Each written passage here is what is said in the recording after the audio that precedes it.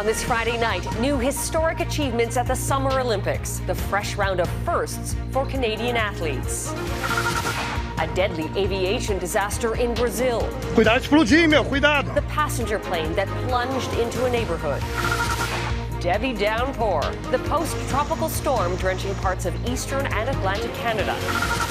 And a finer point of the Paris Games, an event without competition. I think it's the most beautiful part of the Olympics. The camaraderie among pin collectors. Global National. Reporting tonight, Carolyn Jarvis. Good evening and thanks for joining us. In an historic first, Canada has won silver in a thrilling women's Olympic beach volleyball final. The powerhouse duo from Toronto took on top-ranked Brazil. It's the first time Canada has reached the podium in this event. Team Canada also sprinted to the top in the men's 4x100-meter relay today. Andre de Grasse, Canada's most decorated male Olympian, ran the anchor leg of the race to help secure another gold for Canada. Crystal Goomansingh is in Paris watching it all unfold. Crystal. Carolyn, you mentioned that awe-inspiring backdrop for beach volleyball being the Eiffel Tower, and all of the medalists are wearing a little bit of original iron from the tower, including our Canadian women's beach volleyball team, who put some silver around their necks. To get to the final and face Brazil, the #1 ranked team, Brandy Wilkerson and Melissa Humana-Paredes had to first defeat the U.S., Spain, and Switzerland. The pair, ranked 7th in the world, achieved a series of hard-fought victories to capture Olympic silver. Before the Games, they told Global News what it means to them to wear the maple leaf. I think we have an opportunity to build some legacy there and to start something really special. Having an immigrant story, both of us, I think that's important for us to be role models for that and to show what's possible. The Humana-Paredes family has a strong Canadian Olympic history. Melissa's dad coached John Child and Mark Heese. The men won the country's first medal, a bronze, in 1996 when the sport was officially added to the Games. Isn't that amazing that after all these years, a member of the family is actually overcoming that milestone that it was in 96? What also came following Atlanta was ideal beach volleyball sand, formulated in Huntsville, Ontario. John Child just happened to say, I have this particular vial of sand. And we took it, ran an analysis on it, did a sieve, and we duplicated it to the point where we thought we could do even better. Leading to 25 years of sand consulting and sourcing for the Federation of International Volleyball. Todd Connaught has the sand collection to prove it, and volleyballs from each Olympics the company has worked on. Canadian athletes are digging deep to find success. After missing the finals for the 100 and 200 meters, Andre de Grasse made it back on the podium anchoring the 4x100 men's relay. The team captured gold, and de Grasse caught up to swimmer Penny Oleksiak. With 7 Olympic medals, they now share the top spot as Canada's most decorated athletes. The joy of winning and holding the flag is reserved for a select few. Winnipegger Skylar Park described her Taekwondo bronze victory Thursday as pure joy. To be able to share it with my dad and raise the Canadian flag and take a lap around the ring was something special that I'll definitely remember forever. So many special memories are being forged here in Paris. And in terms of medals, we should note Paris is now tied with Tokyo. Carolyn? Crystal Goomansingh in Paris. Thank you. Ontario's Katie Vincent and Nova Scotia's Sloane Mackenzie paddled to the podium today, taking bronze for Canada in the women's doubles 500-meter canoe sprint. Vincent already won bronze for the event in Tokyo, but the finish marks the first Olympic medal for Mackenzie. Algerian boxer Iman Khalif's controversial Olympics has a golden ending. She won her final match today over her Chinese opponent. Khalif and Taiwan's boxer Li Yuting have endured waves of online abuse over misconceptions about their sex. With just 2 days of competition remaining, Canada is 11th in the medals standing with 7 gold. The USA and China are tied at the top with 33 each, and the US has a commanding lead in medals overall. A Canadian high jumper received a medal in Paris today that will not be included in this year's overall medal count. Ontario's Derek Drouin was belatedly awarded a silver medal for his performance 12 years ago at the Olympic Games in London. Druin and American Eric Kennard were originally awarded bronze and silver in the 2012 high jump event. They were both upgraded today after the Russian athlete who won gold was stripped of his medal for a doping violation. A passenger plane carrying more than 60 people has crashed in Brazil, killing everyone on board. The aircraft's terrifying last moments were caught on camera as it plummeted to the ground. Neetu Garcha reports on the shock and the search for answers. Eyewitnesses captured the chilling moments as the passenger jet spun uncontrollably before crashing into a residential area, falling onto the roof of a house and landing in the yard northwest of Sao Paulo. Terrified, I jumped over the wall, said this eyewitness. The plane, with 62 people on board, plummeted behind a cluster of trees and houses, creating a huge plume of black smoke. Brazilian officials say no one survived, and remarkably, only one home in a local condominium complex was damaged. None of the residents there were hurt. This is the worst case for a crash, right? You have an airplane literally dropping out the sky over a highly populated area. So that flight condition the aircraft is in is unrecoverable. This Canadian aircraft certification specialist says online flight radar data shows the plane descended at 20,000 feet per minute. It looks like a total engine failure, loss of thrust that would cause that. How common or rare is this type of incident? Oh, I would say it's quite rare. Details remain unclear on what led to the failure of the aircraft, listed on Flight Tracker as a model manufactured by ATR, a joint venture between Airbus and Leonardo. The regional airline Vopas said it couldn't yet provide information on what caused the crash. As experts piece together the events leading to the crash, the country's president addressing the nation, calling for a minute of silence to honor the victims. Neetu Garcha, Global News, Vancouver. Back in this country, residents of Montreal were hammered by heavy rain and flooding today as post-tropical storm Debby made its arrival in Canada. The city is expected to receive more rain today than what's expected in the entire month of August. As Heidi Petracek reports, the storm has left a trail of destruction in the U.S. and is now headed for Atlantic Canada. In advance of the center of what's now post-tropical storm Debby, there's been a deluge of rain in eastern Canada. In Montreal, water gushed out of storm sewers. Some commuters forced to abandon vehicles stalled by knee-high water levels.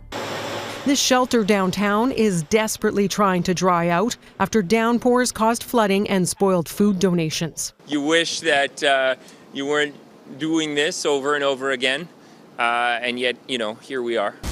All the rain caused a tricky morning commute in Toronto. With the heavy rain at times, we are seeing flooding and ponding on many parts of the highways. The city on edge after severe flash flooding last month. Debby's pending arrival triggered rain warnings throughout Quebec and Ontario. Environment Canada telling residents in affected areas to watch for flooding and washouts. The storm's worst effects, though, in the United States, where the devastation has moved north. 7 people are now reported killed. The latest in Rockingham County, North Carolina, where a tree fell on a mobile home while a woman was inside. Tornado warnings had been activated in the state. This middle school in Wilson County torn up by a twister, the building luckily empty at the time. Debby's trail of destruction means lengthy repair and recovery, from impassable roads in Florida to more than 300 downed power poles in Northeast Ohio. Atlantic Canadians do get nervous at this time of year when storms track this way, particularly in a region that has already seen several extreme flash flooding events over the past 2 years. The rain in New Brunswick during the day Friday, heavy at times, with rainfall warnings in effect. Environment Canada, though, says it's keeping a closer eye on the areas in and around Ottawa and Montreal, both expected to take the brunt of what Debby has left to bring. Heidi Petracek, Global News, Halifax. Tracking Debby's path is Global News meteorologist Anthony Farnell. Anthony, what can we expect next of this storm? Good evening, Carolyn. Debby, now post-tropical, but still packing quite the punch when it comes to tropical rainfall through eastern Ontario into the province of Quebec and extending even out into the Maritimes. Where is the worst of it? Well, right now, it's right over the Ottawa Valley and the St. Lawrence Valley, and we do have ongoing rainfall warnings for this entire area. It also extends into parts of northern New Brunswick and near the Bay of Fundy, although here only about 50 millimeters is anticipated. Across southern Quebec, there could be 30 to 50 millimeters falling in 1 hour this evening. And as this band on the north side of the circulation moves right over a major metropolitan area, Montreal, significant flooding is expected. Already there have been reports of roads submerged. Well, that is only going to be made worse with this additional rainfall, and it has nowhere to go. In some cases, 50 to 100 millimeters of additional rainfall coming tonight. That on top of what's already been a record-breaking day, over 100 millimeters in Granby. That's just to the east of Montreal, 88 at the Dorval Airport, on tap for their wettest day in history. Carolyn? That's something. Global News meteorologist Anthony Furnell, thank you. The RCMP investigation into Ontario's Greenbelt land swap scandal has reached a critical phase. Investigators have begun interviewing current and former staff in Premier Doug Ford's office. The investigation was triggered following 2 reports into the Ford government's decision to remove more than 7,000 acres of protected land from the Greenbelt and allow homes to be built there. Ontario's Auditor General found certain developers may have received preferential treatment. In September 2023, the Premier reversed his plan to open the Greenbelt lands to housing development. And today, Doug Ford said this. Well, I've always said we're cooperating with them. We have nothing to hide. You know, come in, do whatever you have to do. There's nothing to hide there. According to the Premier's office, the RCMP has not yet asked for an interview with Ford. There are new signs of a weakening job market in Canada. According to Statistics Canada, the economy lost 2,800 jobs in July, while the unemployment rate held steady at 6.4%. And newcomers are facing a particularly tough time.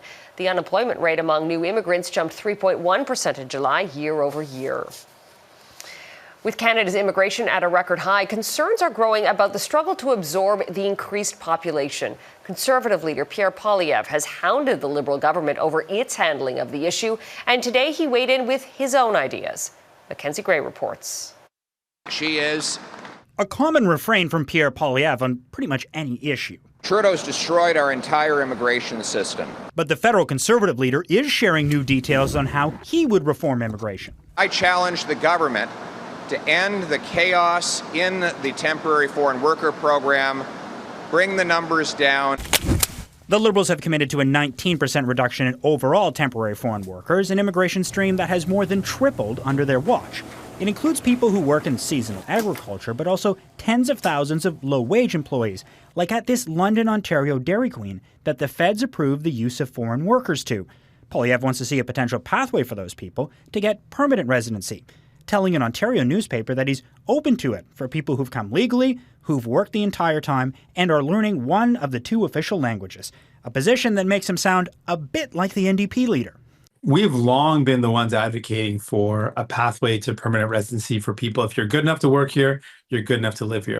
Even without a dedicated pathway, nearly a quarter of foreign workers got permanent residency within 2 years of arrival between 2016 and 2020.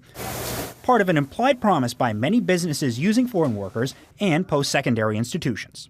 It is the ticket. You have to come here and pay exorbitant tuition fees or accept really crappy jobs that nobody else wants to do temporarily for that promise of PR status. But that's likely to change under a potential Poilievre government. The Conservative leader has promised to link immigration levels to the number of houses built, where there's a large gap. In 2023, Canada built roughly enough homes to house 377,000 people, yet the Canadian population grew by 1.27 million almost exclusively through immigration, the largest increase since 1957. And that discrepancy is likely to get worse, with the Canada Mortgage and Housing Corporation expecting new construction of homes likely to decline in 2025, Carolyn, exacerbating a major political issue. Mackenzie Gray in Ottawa, thank you. Fed up and fleeing. Coming up, the anger among displaced Palestinians and what mediators in the ceasefire talks are up against. Israel has launched another assault on Gaza in the southern city of Khan Yunis. The IDF says it's looking for Hamas militants. The most wanted, newly appointed Hamas leader, Yahya Sinwar. As Bianca Fascini reports, this is the latest military offensive as Iran threatens to retaliate for the killing of the previous Hamas leader in Tehran. Israeli troops returning to Khan Yunis Friday. Officials in the U.S. and Israel believe the new leader of Hamas, Yahya Sinwar, known as the architect of the October 7th terrorist attacks, could be hiding in tunnels underneath the Palestinian city. Many fled the area Thursday, including this woman saying, "We are tired of this life. By God, we are fed up. Death is better than this." Ceasefire negotiations have been on hold ever since Sinwar's predecessor was killed in Iran last month. Shortly after, a Hezbollah commander was killed in Lebanon. Both groups have since vowed revenge on Israel, and tensions rose again after Iran's Revolutionary Guard showed off new cruise missiles that are undetectable, according to state media. A top commander saying, "The speed of operation of systems and vessels, intelligence, mobility, and dexterity are certainly considered among our naval power." Securing a deal that will release the hostages before further escalation is the goal and challenge for mediators. We are in the final stages, hopefully, of a ceasefire deal, and escalation has the potential to make every problem the region faces worse. The U.S., Egypt, and Qatar released a statement calling on both sides to resume talks August 15th in either Cairo or Doha. The office of Israeli Prime Minister Benjamin Netanyahu confirmed it would send negotiators to the meeting, but there's been no response from Hamas. Now, the statement also says the deal is based on principles that were outlined by U.S. President Joe Biden back in May, which begin with a ceasefire and then the release of the hostages. Carolyn? Bianca Fascini in Washington, thank you. Explosive cargo ahead. What led to this fireball over one of China's busiest ports?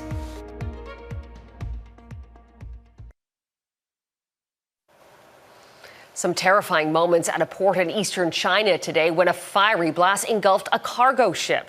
The explosion and fireball were captured by security cameras. Debris flew through the air, damaging neighboring buildings. Emergency authorities said the ship was loaded with Class 5 hazardous materials, but didn't specify what they were. The Taiwanese firm that owns the cargo ship says the fire is under control and everyone is safe. In Ukraine, at least 14 people are dead and dozens injured after a Russian strike on a shopping center in the eastern Donetsk region. Homes, shops, and more than a dozen cars were also damaged in the attack. Meanwhile, in Russia, people are being told to leave the southwestern Kursk region after a federal state of emergency was declared. Reports suggest hundreds of Ukrainian troops are operating more than 10 kilometers inside Russia, the deepest advance since the war began in 2022.